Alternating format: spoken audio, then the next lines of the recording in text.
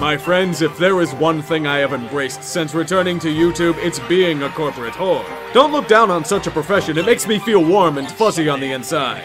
If you've been following these vids for a bit, you may know all about the power of SeatGeek. In fact, if you've ever wanted to spread the word about this wonderful app and make a few bucks in the process, you can. SeatGeek is launching their ambassador program. If you have a nice following on any website, you can be sponsored just like me. You even get your own cool code to use, such as the word TREE to save $20 off of your first purchase. Every time someone uses your code, you get that beautiful government green. It's the best color in the world. You can get started by clicking the link below.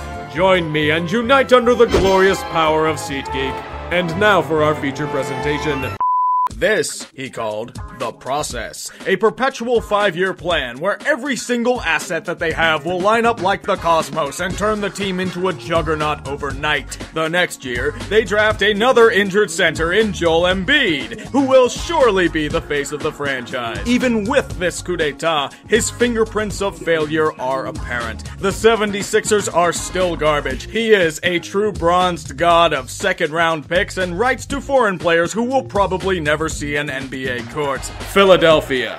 A city once beset with agony and frustration has been blessed with good fortune. The Eagles finally broke through and shed the monkey off of their back. The Flyers have soared to playoff contention even if they frustrate the living hell out of everyone. The Phillies are actually doing things. And then the 76ers. The story is as well known as Shakespeare, but a brief refresher. The Sixers were mired in futility for years after the disastrous reign of Billy King. They weren't good enough to compete for a championship, yet had an incredibly slim shot of acquiring the talent needed to get them over that hump.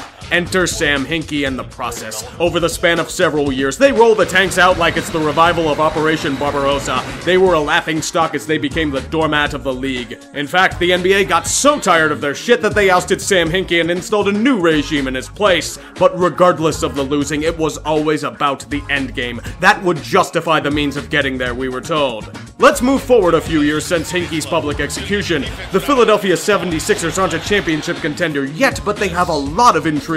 The team is surging in an admittedly top-heavy Eastern Conference and has finally broken out of the basement of the NBA. Led by young stars like Joel Embiid and Ben Simmons, the process has reached the second step. In fact, they have clinched a playoff spot for the first time in 6 years. And this isn't just a team sneaking in as the 8th seed, they've been convincingly dominating teams. Looking at them now, you can see the promise that this team exudes when everyone is actually healthy.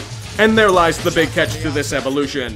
The 76ers have had an unironically healthy dose of injury troubles. Ben Simmons is a strong candidate for Rookie of the Year and is also turning into a promising piece to carry the 76ers into relevance, since he's healthy this year. Markelle Fultz should be yet another player to help out, once again when he's fully healthy. Joel Embiid was one of the guys that really caught my eye when I was watching footage from the 76ers for the vid I did last year. He struck me as a big man that could dominate the league for years, when he stays healthy. Thus lies the ultimate caveat. They're finally getting healthy. As mentioned, Embiid has managed to stay mostly healthy. Mostly.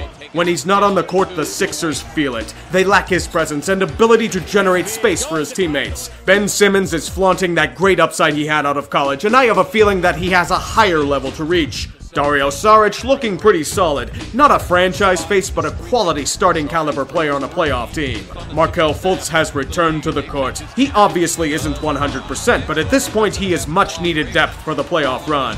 The Sixers have, in reinforcing things, added talent. I know, it's a strange thing to say after years of trading everything with value, but they've acquired veterans like Marco Bellinelli and Ersan Ilyasova to come off the bench. That's not even counting shooting specialist JJ Redick, whom they picked up in free agency.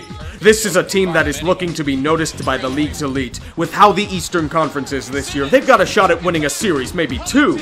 They're not at the point of being finals contenders just yet, but there's potential for it, especially with the Los Angeles pick still in their arsenal. It will be tough to get to that next point, but if they can stay relatively healthy, I think it's a legit possibility. Fuck you, LeBron. Here come the 76ers. Since the team is thriving and the process has begun to blossom into what it was supposed to be, you are probably asking if my opinion has changed on Sam Hinkie. The answer is simply Now, the issue I have with Hinkie is that he didn't do anything truly groundbreaking. All he executed was simply a far more aggressive version of tanking. It might be because I always did this sort of thing on the old franchise modes when I was a kid. Blow a team up and then rebuild them into a championship contender. Obviously differing circumstances, but Hinkie definitely deserved the criticism he got. Tanking was always a taboo in the sports world. If there were ever allegations of it, people looked down on that team. It was always viewed as tainted, that they didn't earn the elite player they drafted because of it.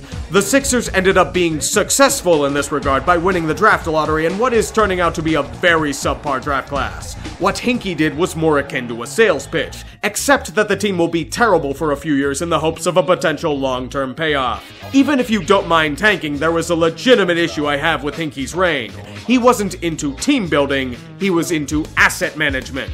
Sam Hinkie didn't really take an interest in scheme fits or player roles or even developing the talent that he got. Thus was why it was baffling when he drafted 3 straight big men with no positional flexibility with premium draft picks. Although he hit on one of them, the other 2 suffered as a result. Nerlens Noel stagnated in development and was traded to Dallas for mere pennies of what he was worth. Jahlil Okafor became such a negative commodity that he was borderline untradeable. The guy looks completely lost and has regressed in almost all areas of play. When you can't get playing time for the goddamn Nets, there's a serious issue. You also have to remember that Embiid nearly retired because of lingering injuries before he stepped onto an NBA court as well. Hindsight is 20/20, but imagine this team potentially having Porzingis and the Greek Freak. The 76ers would be a championship contender right now.